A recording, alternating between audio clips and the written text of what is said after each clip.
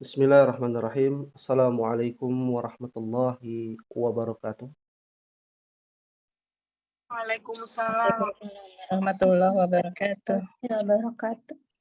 Alhamdulillah, nahmaduhu wa nasta'inuhu wa nastaghfiruh wa na'udzu billahi min shururi anfusina wa min sayyiati a'malina. Man yahdihillahu fala mudilla lah wa man yudlilhu fala hadiya lah. Asyhadu an la ilaha illallah wahdahu la syarika lah wa asyhadu anna Muhammadan abduhu wa rasuluhu. Allahumma anfa'na bima 'allamtana wa 'allimna ma yanfa'una wa zidna 'ilman. Rabbi shrah li sadri wa yassir li amri wahlul 'uqdatam min lisani yafqahu qawli. Ummahati fillah wa akhwati rahimakumullah. Alhamdulillah, segala puji kita panjatkan kepada Allah Jalla wa Ala yang mana pada hari ini, pada sore hari ini kita masih diberikan kenikmatan yang tak terhingga. Allah katakan wa in ta'uddu ni'matallah la tuhsuha. Jika kalian menghitung nikmat Allah, kalian tidak akan mampu untuk menghitungnya. Dan di antara nikmat Allah adalah bisa memanfaatkan waktu untuk bisa mempelajari ilmu agama. Dan di dalam ilmu agama ada ilmu alat. Ilmu alat adalah ilmu penunjang bagaimana kita bisa memahami agama kita. Bagaimana kita bisa memahami Al-Quran, syariat yang dibawa oleh baginda Muhammad sallallahu alaihi wasallam, dan berbagai macam ilmu agama dari cabang maupun usul, yaitu pondasi dalam beragama kita. Dari mempelajari ilmu tauhid, akidah, fikih, muamalah, tafsir, dan lain sebagainya. Semua diharuskan menggunakan ilmu penunjang, ilmu alat yang bisa memahami agama kita, yaitu al-lughatul arabiyyah, mempelajari ilmu bahasa Arab. Izinkan ana di sini menjadi pembimbing di kelas takhasus bahasa Arab pemula terkait dengan pembelajaran dari apa yang saat ini kita pelajari. Insyaallah ta'ala kita akan mempelajari kitab Durusul Lughah Al-Arabiyyah li Ghairin Natiqina Biha. Tak kenal maka tak sayang. Itulah pepatah di negara kita, di negeri kita. Jika kita ingin sayang dan cinta, maka kita harus berkenalan dengan bahasa Arab. Siapapun gurunya, dimanapun belajarnya, pada intinya satu, bagaimana kita harus mengenal lebih dekat bahasa Al-Quran, bahasa hadis, bahasa yang diucapkan melalui lisan Nabi Sallallahu Alaihi Wasallam, bahasa yang kesehariannya diucapkan oleh sebaik-baik umat, kata Nabi, khairun nasi qarni thumma alladhina yalunahum thumma alladhina yalunahum. Sebaik-baik manusia adalah pada masaku, yaitu Nabi dan para sahabatnya. Kemudian setelahnya tabi'in. Kemudian setelahnya tabi'ut tabi'in. Dan yang mengikutinya hingga saat ini di zaman kita berjuang untuk mengikuti dan berpegang teguh dengan agama Allah Subhanahu wa taala. Maka dari itu Allah menurunkan Al-Qur'an menggunakan bahasa Arab dan memiliki hikmah. Allah berfirman dalam surah Yusuf ayat yang kedua.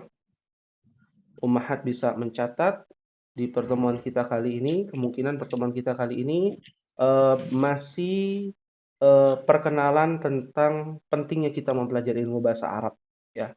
Insya Allah kita akan masuk ke dalam kitab.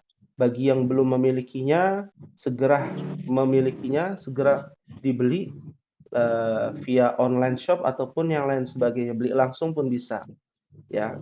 Yaitu buku Durusul Lughah Al-Arabiyyah bi Ghairi Natiqina Biha. Nanti Ibu Evi nanti bisa meng-share bentuk ataupun judul Durusul Lughahnya, ya, buku kitab yang akan kita bahas. Ya, untuk saat ini masih ada kesempatan sampai pekan depan. Bagi yang belum memiliki kitabnya bisa dibeli dari sekarang, ya. Saya tidak menjual, Anda tidak menjual, nanti bisa cari sendiri, ya. Via online nanti kita akan share juga PDF bagi ummahat yang mau belajar melalui via PDF, ya. Bagi yang mau beli secara langsung, ya, dipersilakan. Nah, Allah berfirman dalam surah Yusuf ayat yang kedua, Inna anzalnahu Qur'anan Arabiyyan la'allakum ta'qilun. Sesungguhnya kami menurunkan Al-Quran, yaitu berupa Al-Quran, dengan menggunakan lughah Arabiyah. Qur'anan Arabiyah, menggunakan bahasa Arab. La'allakum ta'qilun. Agar kamu bisa memahaminya lebih dalam. Ada apa dengan bahasa Arab? Ya. Apa gerangannya bisa menggunakan bahasa Arab? Kok bisa Allah memilih Al-Quran, kitab suci terakhir menggunakan bahasa Arab? Kalau kita telusuri kitab-kitab Samawi, hanya Al-Quran yang menggunakan bahasa Arab. Ya, hanya kitab suci terakhir dari Injil. Kalau kita flashback ke belakang, Injil menggunakan bahasa Aramia atau bahasa Ibrani. Ya, Yesus atau Isa Al-Masih menggunakan bahasa keseharian Aram. Akan tetapi dari keturunan bapak-bapaknya Isa Al-Masih, keluarga Imran, menggunakan bahasa Ibrani. Ya, maka seluruh Injil, Bible, ya, penulisannya dari sahabat-sahabatnya, hawarinya Isa Al-Masih, Yohanes, Matius, dan lain sebagainya menggunakan bahasa Ibrani aslinya. Ya. Lalu Zabur menggunakan bahasa Ibrani. Bagaimana Allah turunkan Daud, ya, kepada Nabi Daud alaihi salam. Ya. Atau orang Yahudi mengatakan King David, ya, raja sekaligus seorang nabi dari golongan Bani Israel. Ya. Atau kita mundur ke belakang lagi. Ya, bagaimana Allah turunkan Taurat? Tidak berbahasa Arab. Nah, melainkan menggunakan bahasa Ibrani. Artinya kebanyakan kitab-kitab suci sebelum Al-Quran hampir semuanya menggunakan bahasa Ibrani. Ya, bahasanya Nabi Ibrahim alaihi salam, bapaknya para nabi dan para rasul. Ya. Mengapa Allah memilih kitab suci terakhir menggunakan bahasa Arab? La'allakum ta'qilun. Agar kalian bisa memahaminya lebih dalam. Karena ternyata bahasa Arab ini satu rumpun, satu kesatuan dari bahasa keturunan para nabi dan para rasul, dari garis keturunan anaknya Nabi Nuh bernama Sam bin Nuh. Maka kita harus belajar sejarah agar kita bisa lebih mengenal lughah al-Arabiyyah. Bukan bahasa Arab agar kita bisa pandai berbahasa Arab, lalu kita bisa bercakap-cakap dengan orang Arab, atau kita bisa menjadi TKI di Arab, atau ketika kita bisa menawar-nawar ketika melaksanakan ibadah umroh ataupun haji dalam berdagang. Bukan itu. Yang kebanyakan orang menganggap bahwa bahasa Arab itu hanya untuk bisa berbahasa Arab, berbicara, ya, conversation, ya, tatbik, lughah al-Arabiyyah, praktek. Bukan. Kita tidak belajar itu. Ya. Pembelajaran atau metodologi seperti itu dilakukan di tingkat sekolah dasar. SD, sekolah dasar, SMP, SMA, ya. Adapun ummahat yang biasa memegang penggorengan, panci, yang biasa urusan dapur, ya, ngurus anak, ngurus suami, bukan waktunya lagi untuk menghafal, bercakap-cakap, ya. Pandai itu bonus, pandai berbicara itu bonus. Tapi tujuan kita belajar bahasa Arab agar kita bisa tahu ketika imam membaca Al-Quran. Agar minimal kita bisa tahu arti bacaan Al-Quran. Mendengar hadis Nabi ketika mendengar seorang ustadz berceramah. Ya. Atau ketika melihat flyer-flyer yang bersebaran ya di media sosial dengan menggunakan bahasa Arab. Lalu kita ambil hikmah, petuah para ulama yang kita bisa ambil pelajarannya. Itu yang menjadi substansi dari pembelajaran kita. Jadi mohon diluruskan niat kita. Kenapa kita belajar bahasa Arab? Karena kita beragama Islam yang seluruh syariat dari A sampai Z menggunakan bahasa Arab. Ya. Maka dari itulah ummahati fillah rahimakumullah. Betapa pentingnya kita mempelajari bahasa Arab ini, dan Allah pilih dari satu rumpun yang sama, meskipun berbeda bahasa dengan bahasa Ibrani. Kitab suci terdahulu menggunakan bahasa Ibrani, ya. Adapun kitab suci terakhir menggunakan lughah al-Arabiyah, bahasa Arab. Akan tetapi antara bahasa Arab dengan bahasa Ibrani adalah satu rumpun yang sama dari keturunan bahasa Sam bin Nuh alaihi wassalatu wassalam. Berbeda dengan bahasa yang kita lihat yaitu Lughatul Injiliziyah, bahasa Inggris. Ternyata Lughatul Injiliziyah fakta sejarahnya dari jalur rumpun garis keturunan yang bercampur dari keturunan Sam dan keturunan Yafith bin Nuh alaihi wassalatu wassalam. Ya. Artinya sangat wajar kalau bahasa Inggris bahasa internasional. Kenapa? Karena serapan bahasa Inggris itu dari dua rumpun yang sama, yaitu dari keturunan Sam bin Nuh, di mana Allah Subhanahu wa taala memilih dari keturunan garis Sam bin Nuh para nabi dan para rasul. Dan dari garis keturunan Yafith bin Nuh, ya, anaknya Nabi Nuh, yang dimana Nabi Nuh mendoakan bahwa Yafith bin Nuh akan memimpin dunia, menjadi kepala negara, menjadi pemimpin di antara para pemimpin yang lainnya. Ya, dari suatu negeri ke negeri yang lain. Ya, maka sangat wajar bahasa diplomasi, bahasa hubungan bilateral itu menggunakan Lughatul Injiliziyah. Ya. Adapun Lughatul Arabiyah adalah bahasa Al-Qur'an dan bahasa kitab-kitab terdahulu dari satu rumpun yang sama. Maka kalau kita pelajari lebih dalam, ternyata kenapa Allah memilih bahasa Arab? Karena dalam hadis wahia lughatu ahlil jannah. Karena bahasa Arab itu adalah bahasa penghuni surga. Di mana Adam dan Hawa diturunkan dari surga ke dunia, ternyata menggunakan lughatul Arabiyah, menggunakan bahasa Arab. Ya. Oh, lantas Adam dan Hawa menggunakan bahasa Arab yang saat ini kita pelajari? Tidak. Karena bahasa Arab nanti akan banyak bercabang-cabang dari satu turunan, yaitu bahasa Arab kuno atau bahasa Arab asliyah, ya, yang memang murni asli dari Nabi Adam alaihi salam. Ya. Lalu dalam surat Asy-Syu'ara menerangkan lebih jelas dan lebih terperinci. Kenapa menggunakan bahasa Arab? Allah berfirman, bilisanin arabiyyim mubin. Karena bahasa Arab itu bahasa yang jelas, mubin.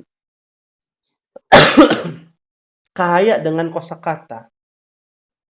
ya, lebih terperinci, ya, lebih dalam maknanya. Contoh, mungkin kita orang Indonesia sering mendengar dan menggunakan kata-kata bahasa Indonesia yang namanya misal. Misalkan, kan begitu ya. Ternyata misalkan itu bahasa Arab misalun. Dari kata misalun. Ya, dari kata misalun. Ya, artinya adalah semisal atau contoh-contoh. Lebih spesifik lagi, permisalan dan lain sebagainya. Ya. Lalu kita sering mendengar kata masjid. Ya. Mungkin kita buka ruang tanya diskusi ya. Ummahati fillah, bisa dinyalakan mic-nya ya. Kira-kira masjid itu artinya apa? Ada yang tahu mungkin ibu-ibu? Bentar ya. Bedanya yang lagi ngaji dulu. Ya, bentar ya. Lagi Ya. ngaji dulu. Ada kata masjidun ya. Masjidun artinya apa nih, ibu-ibu? Ummahat.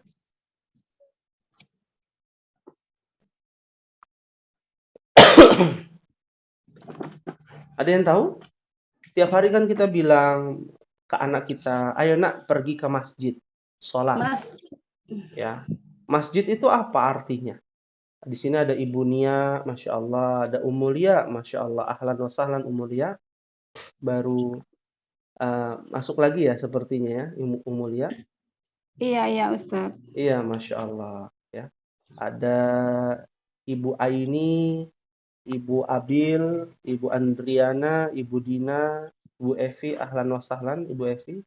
Ya, bihuduriki wa bikudumiki fi Indonesia ya. Alhamdulillah telah hadir kembali Ibu Evi Syukran, yang Ustaz. telah melaksanakan ibadah haji ya. Semoga hajinya mabrur. Ya. Amin. Nah, Amin, Ustaz. ya, Syukran, Ustaz. ya, afwan. Ada Ibu Nurmala ya, ahlan wa sahlan wa marhaban biki kepada Ibu Nurmala, Ibu Pipin ya. Ada Ibu siapa ini? Rilmi ini. Mohon maaf. Yani, Ustaz. Oh, Ibu Yani, Masya Allah, ahlan wa sahlan kepada Ibu Yani, Ibu Sylvia, Ibu Sumidah, ya, dan ibu-ibu sekalian, ya. Mungkin nanti bisa memperkenalkan diri ya sebelum kita menjelaskan terkait dengan muqaddimah pada pertemuan kita kali ini. Artinya masjidun ternyata lebih spesifik bukan tempat ibadah, tapi tempat untuk sujud. Ya, tempat untuk sujud. Kenapa dikatakan tempat untuk sujud, bukan tempat untuk sholat? Karena tempat sujud diperinci dengan makna sholat. Ya, sholat itu sujud, ruku dan sujud. Ya, nah ini yang harus diperhatikan. Kata ruku dan sujud itu hanya di masjid. Ya, lain cerita dengan musola. Musola kita tahu adalah tempat masjid yang kecil, ya kan begitu ya di negara kita, yang dimana tidak bisa dilaksanakan ibadah sholat Jumat. Ya, ternyata secara bahasa musola itu lebih besar karena artinya adalah tempat untuk ibadah sholat. Ibadah sholat secara umum, ya, ibadah sholat secara umum. Dan masjid itu hanya untuk ibadah sholat yang secara khusus. Apa itu ibadah sholat secara khusus? Ya, ibadah sholat selain sholat ya disebut dengan sholat jenazah. Jadi bukan nggak boleh sholat jenazah di masjid, boleh. Tapi sholat jenazah itu tidak ada sujud dan ruku. Makanya sholat jenazah atau sholat gaib itu bisa dilakukan di mana saja. Ya, bisa dilakukan di mana saja. Hatta sampai di kuburan. Kita belum sempat sholat, ya sudah dimakamkan, kita boleh sholat di kuburan. Ya, yang namanya sholat gaib tanpa ada ruku dan sujud. ya. Nah, itu perbedaannya masjid dengan musola. Ya, musola itu lapangan luas di mana untuk melaksanakan sholat Idul Fitri dan Idul Adha. Mungkin Ummahat pernah mendengar yang namanya muhrim, kan begitu ya? Muhrim itu apa, Ummahat? Ibu-ibu, Kain artinya? ihram. Di tengah Kain masyarakat ihram. kita, muhrim itu apa artinya? Kalau di masyarakat biasanya apa? Muhrim itu orang yang mahram gitu ya. Padahal Mm-mm. muhrim itu kain ihram. Iya, muhrim itu bukan kain ihramnya, orangnya yang berihram. Oh iya, Orang yang orang yang menggunakan, berihram. iya, orang yang melaksanakan ibadah haji dan ataupun umroh menggunakan kain ihram itu disebut dengan muhrim, ya. Bukan yang disebut muhrim itu yang sedarah, sekandung, ya. Yang disebut dengan sekandung dan sedarah itu disebut dengan mahram, ya, disebut dengan mahram. Lalu ada lagi mungkin di tengah masyarakat kita gelar haji gitu ya, haji, ya, hajah ataupun haji. Ternyata haji itu bukan gelar, tapi panggilan untuk orang-orang yang sedang bertamu di rumah Allah, ya. Kalau yang melaksanakan ibadah haji dipanggil haji. Orang yang melaksanakan ibadah umroh pun dikatakan haji juga. Ya, haji. Ya, karena kita menjadi tamu di rumah Allah Subhanahu wa taala di Masjidil Haram, ya. Jadi banyak kesalahan-kesalahan yang sering kita lihat seperti kata almarhum, almarhumah, ya. Kalau kita bahas secara bahasa almarhum, almarhumah itu artinya adalah seseorang yang sudah dipastikan dirahmati Allah, ya. Sedangkan suatu kepastian itu di tangan Allah. Kita tidak bisa memastikan orang tersebut ya dirahmati Allah atau tidak. Maka yang selayaknya kita ucapkan bukan almarhum, tapi kita ucapkan rahimahullah atau Allahu yarham, ya. Jadi kalau ada saudara kita yang telah meninggal dunia lalu kita panggil namanya, ya, kita menceritakan tentang diri saudara kita yang telah meninggal, maka kita sebutkan rahimahullah. Dahulu rahimahullah rajin ibadahnya. Dahulu Allahu yarham, ya. Ibu fulanah Allahu yarham.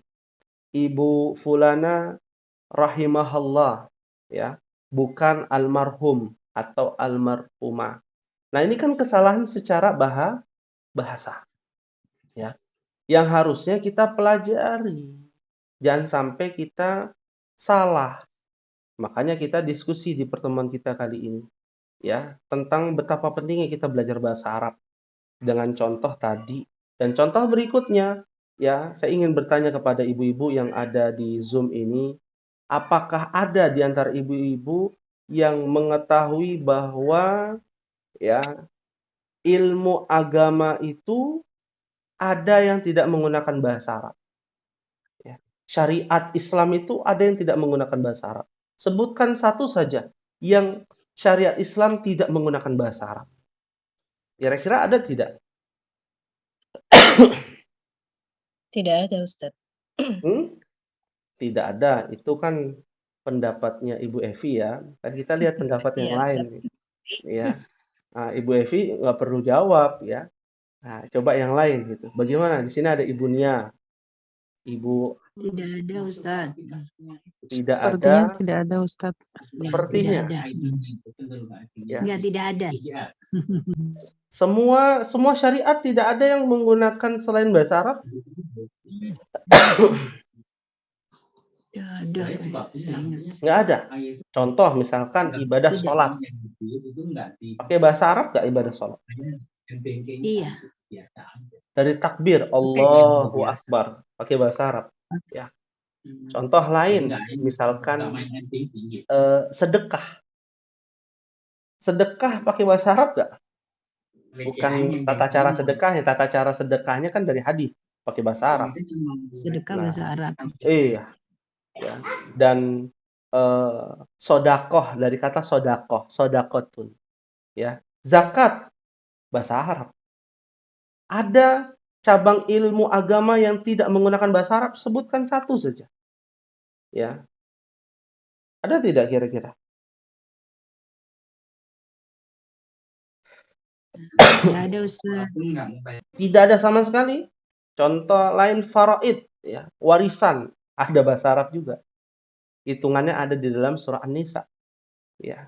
Semuanya ternyata ada. Pertanyaan kedua, kenapa kita masih ya malas-malasan belajar bahasa Arab?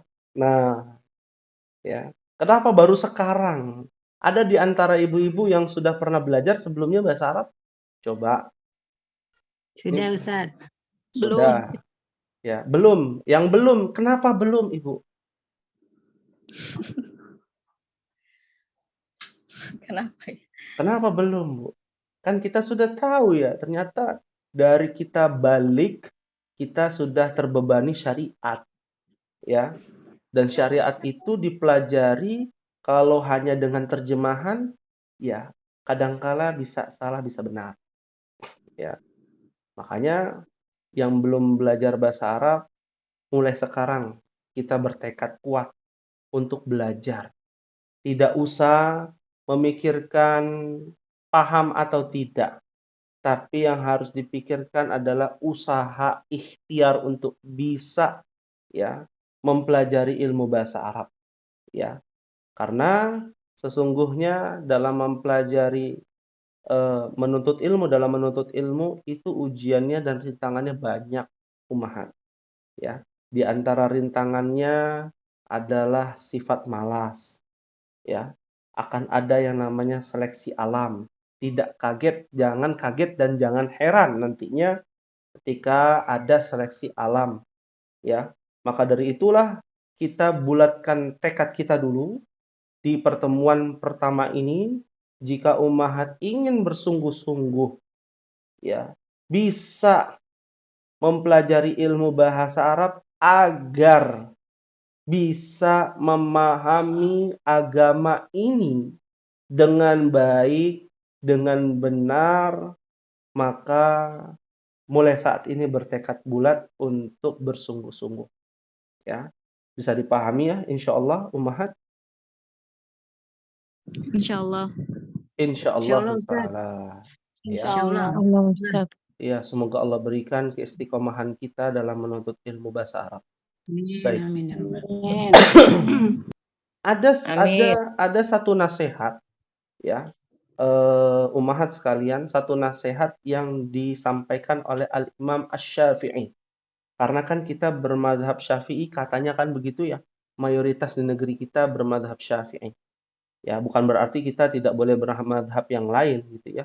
Boleh-boleh saja. Selama dalilnya, pedomannya kuat, dalilnya dan hujahnya benar. Ya. Ternyata ya, nasihat Imam Syafi'i ini ya bisa untuk kita pelajari. Ya, bisa untuk kita pelajari. Ya. Nah, saya jelaskan di sini ya.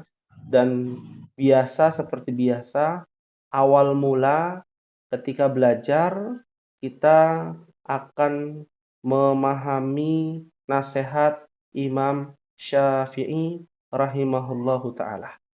Ya. Imam Syafi'i mengatakan ya, nasihatnya dari Imam Syafi'i ya, bukan dari saya. Ya. Jadi kalau ummahat ingin tahu ustadz itu benar atau tidak, ya nasihat itu dari para ulama terdahulu dulu. Ustadz itu hanya menukil, ya. Karena ustadz juga butuh belajar. Ustadz juga sedang belajar dan masih belajar. Sedangkan para ulama, mereka yang disiplin keilmuannya tinggi, nah itu yang kita ambil, kita nukil, kita ambil referensinya, kita ambil ilmunya. Makanya kalau kita ingin mencari ustadz yang benar atau tidak, ya, bukan dari nasihat diri sendiri, ustadznya, tapi nasihat dari para ulama. Nah, Imam Syafi'i mengatakan, lan tanalal ilma illa bisittatin. Ya akhi, wahai saudaraku, ya. Lan tanalal ilma, ya. Ilmu tidak akan diperoleh, ya, kecuali dengan 6 perkara. Kecuali dengan 6 perkara, ya. Di sini kita jelaskan dan ummahat bisa catat, ya, siapkan alat tulisnya dan catat dengan baik. Pahami nasihat Imam Syafi'i. Ini nasihat emas dari Imam Syafi'i rahimahullah ta'ala. Yang pertama, zakaun. Zakaun artinya adalah kecerdasan. Ya. Mungkin pernah mendengar ada anak yang namanya Zaki. Nah, Zaki itu artinya adalah orang yang cerdas. Ya. Zakaun artinya kecerdasan.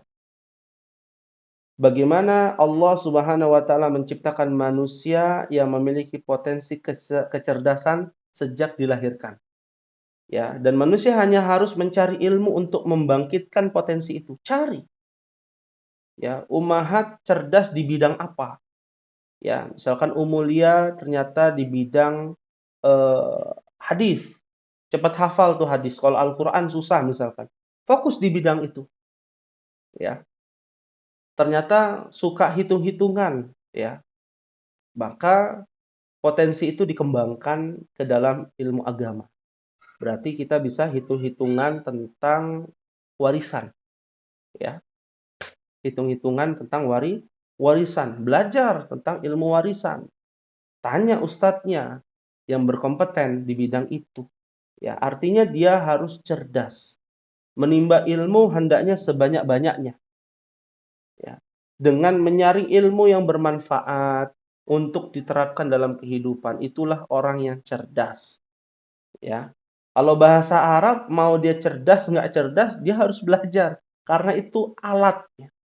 Alat kita untuk bisa menyelami ilmu-ilmu yang ada di dalam Al-Quran dan Sunnah. Ya. Urusan paham tidak itu urusan Allah dengan doa kita dan ikhtiar kita. Ya. Yang kedua, kata Imam Syafi'i rahimahullah, Muhammad bin Idris Asy-Syafi'i, beliau mengatakan al-hirsu atau hirsun artinya semangat. Ummahat. Semangat saat menuntut ilmu dapat mendorong penuntut ilmu untuk belajar sebanyak-banyaknya. Ya, sebab semangat memiliki fungsi menggerakkan seseorang untuk terus membaca, menelaah, meneliti, menulis ilmu yang dipelajari. Ya, cerdas saja nggak cukup, kata Imam Syafi'i. Butuh semangat, cerdas tapi malas, percuma. Atau semangat tapi nggak cerdas. Dia tidak mengambil potensinya.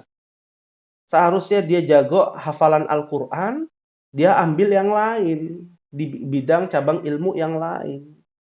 Ya, maka dia harus cerdas dan semangat dalam menuntut ilmu.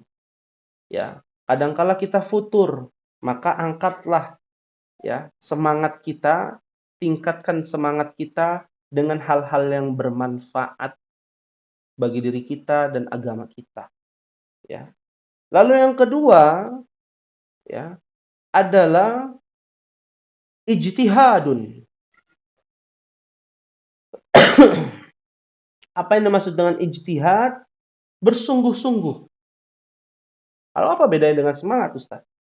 Kalau semangat itu belum tentu bersungguh-sungguh. Ya, tapi kalau bersungguh-sungguh, pasti dia semangat, rajin, ulet, telaten, tekun, ya. Menghindari sifat malas, bosan, cepat lelah dalam menuntut ilmu. Karena kesadaran tentang pentingnya ilmu kurang.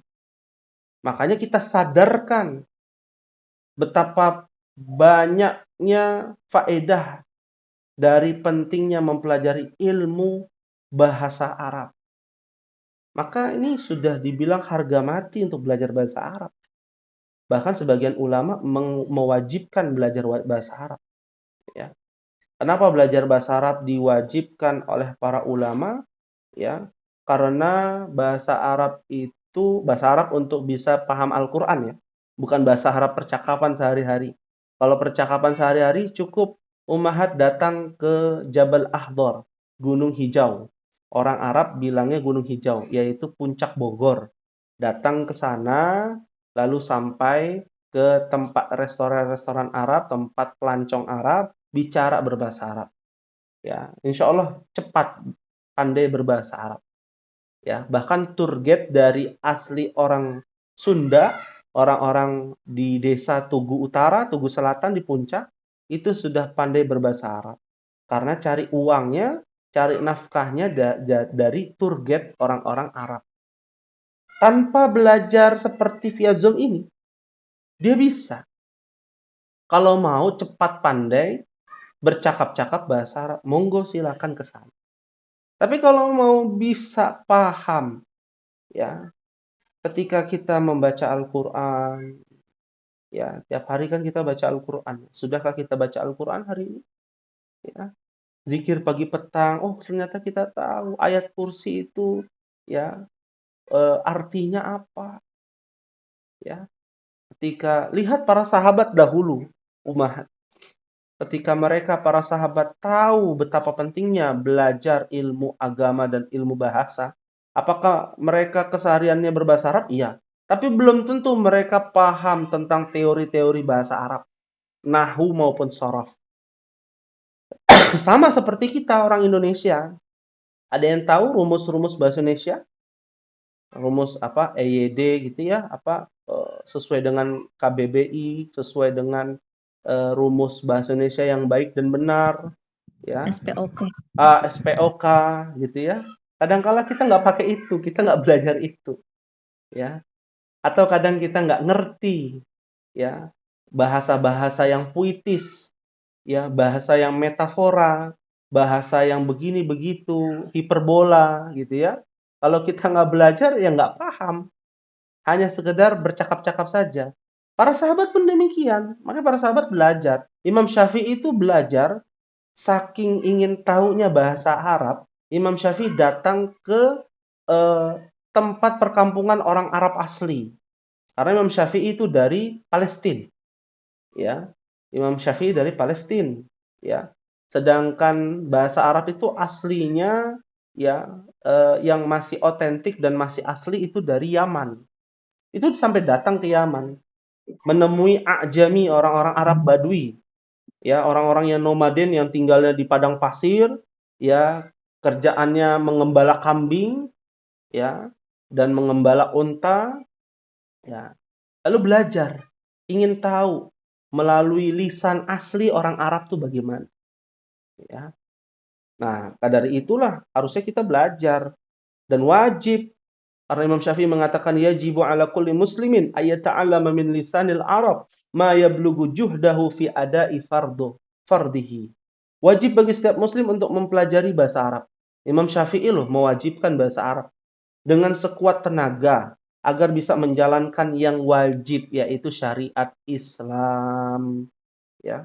Kan enak ketika kita sholat tarawih nanti tahun depan, Ummahat mendengar imam baca tentang ayat-ayat yang isinya tentang neraka. Ya, para sahabat tuh menangis ketika Nabi membaca tentang ayat-ayat tentang neraka, azab yang pedih, bagaimana sakaratul maut, wajaat sakaratul mauti bil haq, mereka menangis. Ketika dibacakan tentang surga, mereka senang, mereka itu membayangkan. Kalau kita kan sholat yang kita bayangkan, habis sholat ngapain ya? Ada yang lupa kayaknya kunci rumah masih nyantol di pintu, ya, atau kunci motor ketinggalan dan lain sebagainya. Tapi kalau para sahabat ketika sholat, imam sedang membaca tentang ayat-ayat surga, ya, keindahan surga, itu mereka membayangkan. Karena mereka tahu, mereka belajar. Kita pun demikian, yang kita harapkan, ya, minimal bisa ngerti sedikit demi sedikit, ya. Maka wajib kata Imam Syafi'i rahimahullahu taala. Maka sungguh-sungguhlah mulai saat ini dan belajar tidak memandang usia ummahat. Yang usianya 30, 20, baru kepala 2, kepala 3, ada yang kepala 4, ada yang kepala 5, kepala 6, ya. Bahkan ada yang sudah lansia di kelas yang senior, ya, kelas di atasnya ummahat itu di kelas ba. Ya, itu ada yang umurnya sudah setengah abad, ada yang sudah punya cucu, ya, ada yang lebih dari setengah abad, yang sudah punya cucu, ya, dan lain sebagainya. Maka tidak pandang usia. Itu beda ya dengan bahasa ataupun ilmu dunia. Ilmu dunia belajar fisika udah uzur untuk yang setengah abad hidupnya, ya, baru mulai belajar fisika, baru mulai belajar kimia. Itu sudah uzur karena ada batasan belajar ilmu dunia. Kalau belajar ilmu agama, Nabi mengatakan yassiru wala tu'assiru. Mudahkanlah dalam urusan agama, jangan mempersulit. Makanya agama itu fleksibel. Belajar bahasa Arab pun demikian fleksibel. Yang bilang bahasa Arab itu sulit, ketahuilah, ya, orang-orang yang bisa dibilang nggak ngerti bahasa Arab, bisa ngerti bahasa Arab karena Al-Quran. Ya, karena Al-Quran yang menuntun mereka. Lihat, mungkin pernah mendengar video atau melihat video orang anak kecil Cina ketika ditanya bisa berbahasa Arab, kenapa Anda bisa berbahasa Arab? Ya, li'annani al-Islam, li'annani al-Islam, li'annani al-Muslim. Karena aku adalah orang Muslim. Wah, ini menampar kita yang sejak lahir beragama Islam. Ya, 7 turunan kita beragama Islam, dari buyut kita beragama Islam sampai saat ini. Ya, ketika mendengar ada orang menggunakan bahasa Arab, kita aminkan, kan salah seperti itu. Ya, ternyata itu bukan doa yang dianggap semua berbahasa Arab dianggap doa oleh orang kita. Ya, ini kan kekeliruan yang harusnya kita angkat nih kejahilan ini. Makanya Imam Syafi'i mengatakan dalam penjelasan yang lain, kenapa kita belajar ilmu agama, kenapa kita belajar menimba ilmu bahasa Arab, tujuannya adalah irtifa'ul jahli, untuk mengangkat kebodohan dari diri kita. Bukan agar kita lebih pintar, bukan. Ya, ini kalam atau perkataan ulama yang agak nyelekit gitu ya. Bagi orang-orang yang ingin jor-joran mendapatkan nilai tertinggi, ingin dibilang orang pintar, dibilang orang cerdas. Salah ternyata. Tujuannya bukan itu. Imam Syafi'i memberikan tujuan. Orang yang belajar itu bukan agar dia bisa ngerti dan juga bisa cerdas gitu ya, pinter. Tujuannya bukan untuk pinter belajar itu. Tujuan belajar itu untuk mengangkat kebodohan. Yang tadinya kita bodoh, nggak tahu di bidang itu, jadi tahu. Oh, cukup itu. Ya. Kalau dibilang pinter, di atas orang pintar ada lagi yang lebih pintar. Nggak ada habisnya. Ya. Tapi kalau kita tujuannya untuk mengangkat kebodohan, ya, selama ini kita sholat nggak ngerti artinya. Dari takbir Allahu Akbar, taunya Allahu Akbar aja. Allah maha besar. Sampai tasyahud kita mengucapkan salam, Assalamualaikum warahmatullah, Assalamualaikum warahmatullah. Kita nggak tahu artinya, subhanallah wa bihamdi, ya, dan bacaan-bacaan lainnya. Ya. Ketika kita belajar, jadi tahu, mengangkat derajat seorang mukmin. Itulah tujuan menuntut ilmu. Yang keempat, kata Imam Syafi'i, ya, adalah bulgotun. Bulgotun itu dana.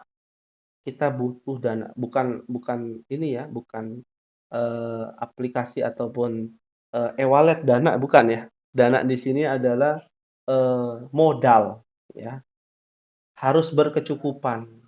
Makanya di antara kenapa Allah perintahkan kita untuk mencari nafkah, ya, para suami mencari nafkah, tujuannya untuk bisa membekali kita dalam menuntut ilmu.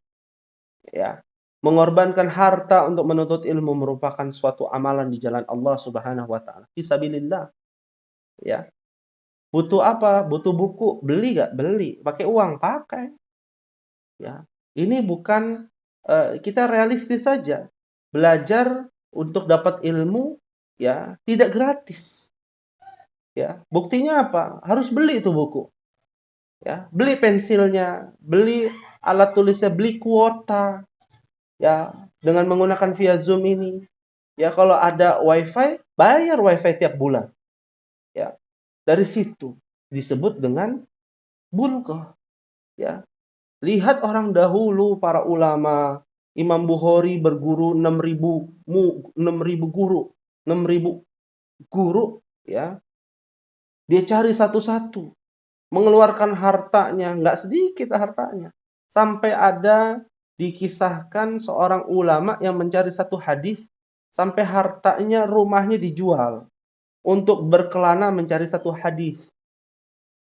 Ketika perbekalannya habis, yang ada di sekitar dimakan, rumput pun dimakan. Ya, kita nggak seperti itu. Alhamdulillah atas izin Allah. Kita diberikan kecukupan yang baik.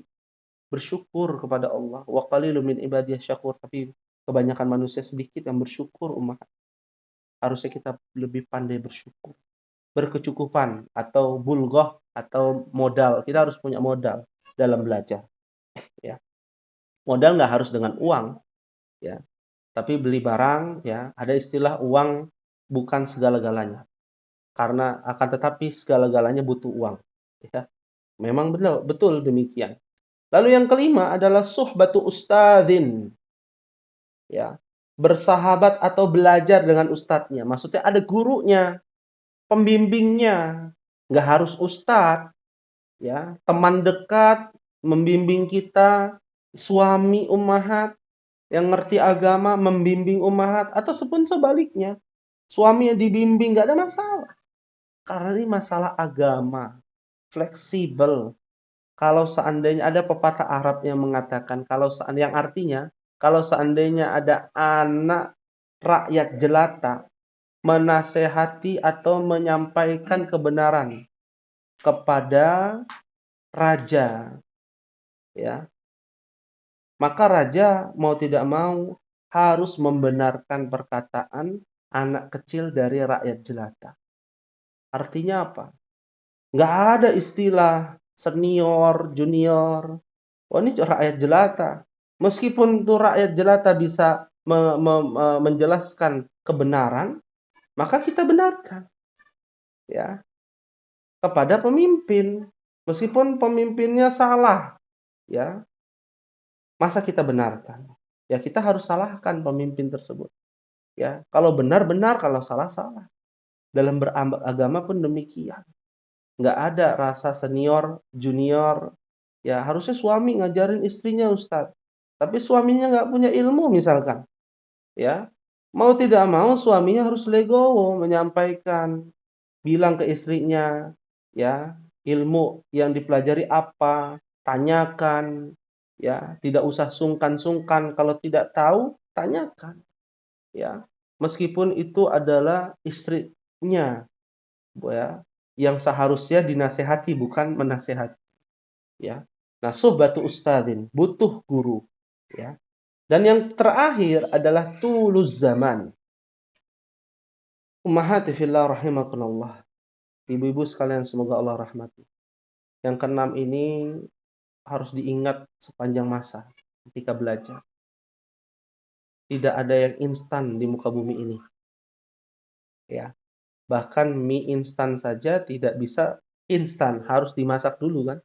Siapkan panci, ya, isi air, siapkan kompor, belum kalau LPG-nya habis, proses dia. Ya. Menuntut ilmu butuh waktu yang lama. Nggak bisa sehari 2 hari. Nggak bisa setahun 2 tahun. Kita sampaikan di sini. Ada kelas yang paling tua di sini, namanya kelas gym, dan Ibu Evi masuk tuh di kelas gym. Ya. Sudah berapa tahun belajar bahasa Arab di sini. belum belajar bahasa Arab di tempat yang lain, belum belajar agama di tempat yang lain, dengan guru yang berbeda, ya, dengan tempat yang berbeda, ya. Bertahun-tahun belajar. Imam Ibnul Mubarak, ya, pernah mengatakan, ta'allamna al-adab, ya, 30 aman. Ya. Kami belajar adab itu 30 tahun lamanya. Coba bayangkan. Belajar adab 30 tahun. Lah kita belajar adab seminggu sekali. Dari tingkat SD, TK, SD, SMP, SMA. Nggak nyampe 30 tahun. Itu pun nggak tiap hari. Ya, sepekan sekali. Ini Imam Ibnul Mubarak, salah satu ulama terkenal. Belajar adab tiap hari 30 tahun lamanya. Masih belajar Ibnul Mubarak. Bagaimana dengan kita yang baru memulai? Ya, sampai akhir hayat kita belajar umat. Ya, sampai akhir hayat kita belajar umat. Ya, bahkan ada salah satu ibu-ibu, ya, rahimahullah, Ibu Nia, ya, Ummu Nail, mungkin Ibu Evi tahu, ya, rahimahullah rahmatan wasi'ah, semoga Allah merahmati beliau dan ditempatkan di surga yang tertinggi. Beliau wafat, ya, meninggal, ya, di mana beliau masih mau belajar meskipun via online, bertanya, ya, belajar meskipun di usia di kondisi yang sudah tidak memungkinkan, sakit-sakitan sampai beliau wafat. Salah satu, ya, jamaah kita, ya, di kelas gym dahulu, ya, sempat belajar lalu putus karena ternyata kondisi yang tidak memungkinkan. Tapi masih bertanya via WA, Japri, kadang bertanya. Sebegitunya harusnya kita belajar sampai kita diwafatkan Allah Subhanahu wa Ta'ala. Tulus zaman. Kita butuh waktu yang lama. Nggak bisa sedikit. Ya. Konsisten atau tidak. Ya, itulah yang menjadi bukan pertimbangan lagi, tapi ini menjadi fenomena di tengah masyarakat kita. Kadang kita tidak konsisten, tapi jangan meninggalkan majelis ilmu umat. Kalau lagi jenuh, jangan tinggalkan majelis ilmu. Ya, cukup jadi mustami'ah, pendengar nggak apa-apa. Ya, saya izin Ustaz lagi futur, nggak apa-apa. Menyimak saja atau mendengarkan via YouTube channel YouTube, nanti kita akan kirimkan link YouTube-nya. Ya, jadi semua pelajaran Zoom ini direkam, ya, dan akan masuk ke link YouTube dan Ummahat masuk di kelas A, ya, di kelas A atau kelas Hamzah. Ya, alhamdulillah kita sudah ada kelas di Takhasus Bahasa Arab di mana penanggung jawab Ibu Evi dan Ibu Marianti ada 3 kelas, ya. Kelas A, kelas B, dan kelas Jim, ya. Di penanggung jawab yang lain itu ada yang kelas malam, ya. Kelas malam yang kemarin itu, ya, Ibu Evi, namanya Ummu Adlan, itu ada 2 kelas, kelas Ikhwan dan kelas Akhwat, dan ditambah lagi nanti kelas malam ada kelas Akhwat, jadi ada 3 kelas juga. Ya, jadi Ana mengampu 6 kelas, ya, dalam sepekan, ya. Dan semoga Allah berikan istiqomah untuk Ana dan juga kepada ummahat untuk mempelajari ilmu bahasa Arab. Ada yang ingin ditanyakan, dipersilakan. Kalau tidak ada, saya yang bertanya. Yang pertama, mohon perkenalkan diri, nama dan tinggal di mana, ya, agar saling termotivasi. Dimulai dari Ibu Nia, dipersilakan. Halo, Assalamualaikum. Waalaikumsalam warahmatullahi wabarakatuh. Baik Ustaz, nama saya Nia Tresna Ratnasari dari Komplek 2DN Sawangan, Depok. Sebelumnya sudah pernah belajar? Saya dari Ibu Evi, teman sekomplek. Dia mengajari kami, karena kan kami se-RT. Oh, jadi Masya Allah. kita belajar. Masya Jadi belajar Allah. tiap hari Jumat, kita belajar siang. Alhamdulillah. Barakallahu fiik kepada Ibu Nia dan juga kepada Ibu Evi yang menebarkan kebaikan. Masya Allah. Baik, terima kasih. Berikutnya kepada Ibu Abil di sini, ya. Silakan. Ya, nama, tempat tinggal, dan sudah pernah belajar bahasa Arab atau belum, gitu ya. Silakan.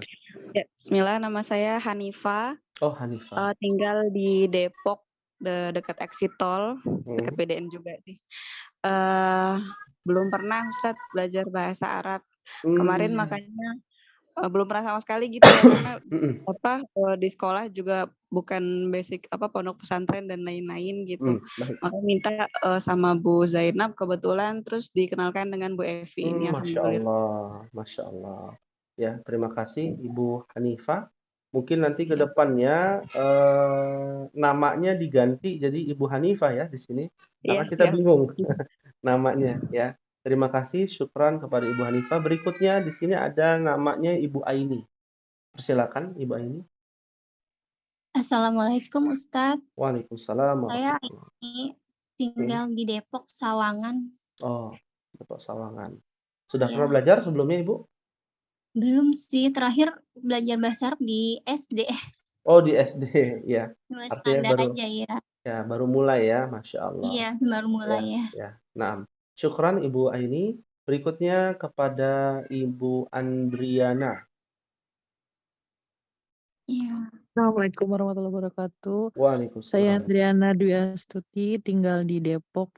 Hmm, Saya belum pernah belajar bahasa Arab sama sekali, Ustadz. sama sekali. Dari nol Iya. berarti ya? Iya. Iya, Masya Allah. Baik, semoga Allah berikan kemudahan kepada Ibu Andriana. Berikutnya kepada Ibu Dina ya, silakan. Ibu Dina bisa mendengar?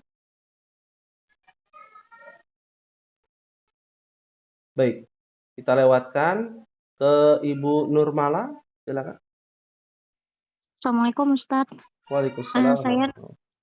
Saya Nurmala, tinggal di Depok 1. Oh, Depok 1. Belum pernah belajar bahasa Arab sama sekali. Belum pernah. Sama sekali. Iya. Ya, Iya, belum baik, pernah. baik, Masya Allah. Ya, syukran Ibu Ya, Nurmala. syukran. Ya, Ya, syukran Ustadz. Jazakallah khair. wa jazakallah khairan. Nah, berikutnya kepada Ummu Lia, silakan. Ummu Lia ya Ustadz. Iya, Assalamualaikum. Waalaikumsalam warahmatullahi wabarakatuh. Ya. Saya Ibu Lia, Oh, Ibu tinggal Lia. di Citerep. Waktu itu pernah ngikutin bahasa Arab dengan Ustadz juga, cuman pas saya masuk tuh sudah pelajaran Jauh ya? jauh banget. Iya. Baik, Jadi baik. nggak bisa ngikutin, jadi saya mundur, makanya alhamdulillah dibuka kelas baru saya bisa ngikutin lagi. Iya, Masya Mohon Allah. bimbingannya Ustadz, Ya. karena memang usianya sudah tua juga. Masya Allah. Semoga Allah berikan semangat dan pemahaman tentang ilmu bahasa Arab. Amin ya rabbal alamin. Amin ya Allah. Ya, Syukran, terima kasih Ibu Lia. Ya, afwan. Berikutnya Ibu Nur Hasana. Silakan memperkenalkan diri, tempat tinggal dan sudah pernah belajar atau belum bahasa Arab. Ya, Assalamualaikum warahmatullahi wabarakatuh, Ustaz. Waalaikumsalam. Anak Sanah dari Tapos Depok. Alhamdulillah belum pernah belajar bahasa Arab, baru pemula juga. Kok alhamdulillah ya? Juga. Ya. Maksudnya belum pernah belajar bahasa Arab ya. Iya, baik, Masya Allah. Masih ada semangat buat belajar bahasa Arab dari dasarnya. Ya, yang penting semangat dulu ya. Mohon dibantu Ustadz kalau nanti agak telat tuh mikirnya. Iya. Karena udah usia.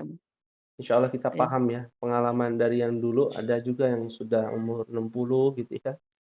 Memang harus sabar ya. Baik, terima kasih Ibu Nur Hasana. Berikutnya kepada afwan, kepada Ibu Pipin Kusuma, silakan. Ya Ustadz, Assalamualaikum warahmatullahi wabarakatuh. Waalaikumsalam warahmatullahi. Saya Pipin Eka Kusuma, tinggalnya di Komplek BDN sama dengan Bunia Tresna. Cuman Bunia RT 4, saya RT 6. Masya Allah. Terus pernah belajarnya itu udah lama banget. Metode tipis. Pernah metode tipis sama Ustadz Harut, lupa namanya Pak Soeharto, lupa saya. Tapi baru dasar Ustadz, sampai ujian sama anak saya, terus udah ujian cari hari lagi susah, akhirnya belum lagi. Oh, ya baik. Ya, artinya itu, pernah belajar lah ya, nggak benar-benar buta gitu ya. Baik. Terima kasih kepada Ibu Pipin. Berikutnya kepada Ibu Sylvia, silakan. Assalamualaikum warahmatullahi wabarakatuh, Ustaz. Waalaikumsalam warahmatullahi wabarakatuh. Ane Sylvia Deka dari Batam, Ustaz. Masya Allah. Iya. Dari Batam Insya Allah ya. masih semangat. Iya, Ustaz. Iya, masih iya. semangat mau belajar. Dulu sudah pernah ikut, cuma sering berhenti di tengah jalan, Ustaz. Iya. Sudah pernah belajar ya. Bukunya sama yang dipakai?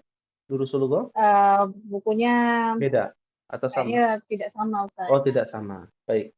Ya. Nanti kita mulai dari awal lagi ya, Ibu Sylvia. Jadi mohon bersabar kalau seumpama sudah pernah belajar ya. Baik. Terima kasih Ibu Sylvia. Berikutnya kepada Ibu Sumidah. Silakan. Assalamualaikum. Waalaikumsalam warahmatullahi wabarakatuh. Saya Mida, biasa dipanggil Mida. Saya tinggal di Sawangan, Depok. Saya anda Mbak Elvi. Oh ya, Masya Allah. Sudah pernah belajar Ibu sebelumnya? Belum belajar, belum pernah ya. Baik. Belum pernah. Terima kasih Ibu Sumidah. Yang terakhir kepada Ibu Yanik. Assalamualaikum warahmatullahi wabarakatuh. Waalaikumsalam warahmatullahi wabarakatuh. Saya domisili Boyolali, Ustadz, temennya Devi. Oh, iya. Temen mereka sekarang jadi saudara itu, Devi itu. Masya Allah. Temen mereka, Ustadz. Oh, Masya Allah. Ya. Temen mereka jadi saudara. Menikah saudara ya, Masya Allah. Barakallah. Nah, sudah pernah belajar sebelumnya Ibu Yani? Sudah belajar sih Ustadz, cuma ini karena ada penerimaan siswa baru, ustazahnya off dulu gitu. Oh gitu, ya baik. Jadi kalau yang mula-mula gitu. Mula-mula. Jadi yang sudah pernah belajar seperti Ibu Yani, Ibu Sylvia, ketika nanti kita mulai dari nol, jadi mohon bersabar ya Ibu kalau sudah pernah dipelajari gitu ya. Mungkin jadi tambahan ilmu. Baik, terima kasih Ibu Yani. Alhamdulillah sudah semua kita perkenalan ya, ta'aruf. Ya insya Allah kita akan memulai di pekan depan. Buku, kitab sudah dimiliki semua, Ummahat? Sudah Ustaz, insya Allah. Sudah ya? Alhamdulillah sudah ada Ustaz. Ya, Ustaz ya. sudah punya. Alhamdulillah. Ustaz, ya. Saya belum punya. Oh, belum punya ya. Ibu Aini ya, naam. Nanti mungkin bisa dibeli ya Ibu Aini lewat online shop bisa atau nanti bisa di-share mungkin Ibu Evi dan Ummahat yang lain ya. Linknya kalau mau beli di mana gitu ya. Saling bahu membahu insya Allah. Baik. Ada yang ditanyakan ibu-ibu sebelum kita akhiri?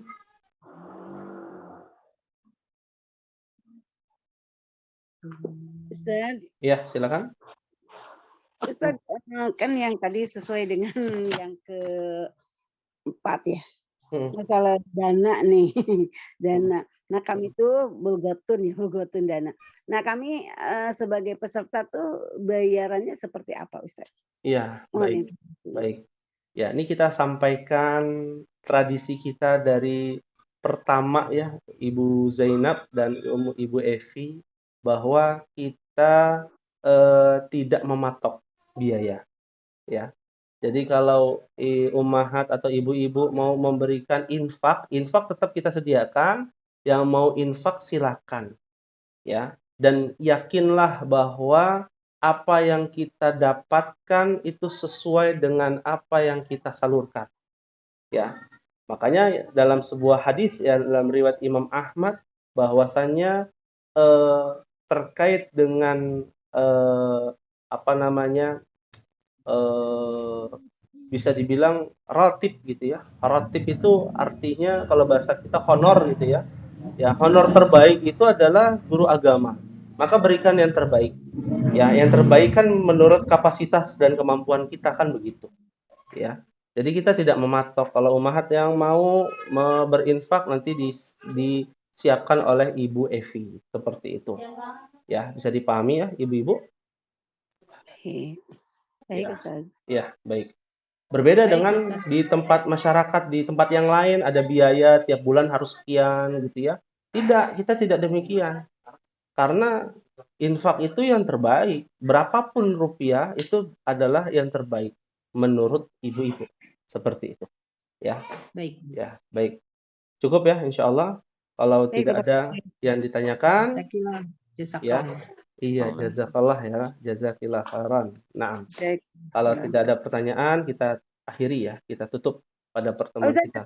Pertanyaannya untuk jadwal kelas kita, ke kelas saya ini apa tadi itu kelasnya kelas Hamzah. Kelas A. Itu tuh, kelas A. Itu tuh emang akan selalu jadwalnya sama hari Betul. Senin ba'da asar jam 16.00 sampai 17.00. Ya. Baik, Ustaz. Iya, adapun yang mau ikut kelas malam nanti daftar ke Ibu Evi. Ya, ada kelas malam di hari Selasa malam, dimulainya di bulan Agustus. Ya. Baik, Ustaz. Terima kasih. Ya, baik. Iya, sama-sama.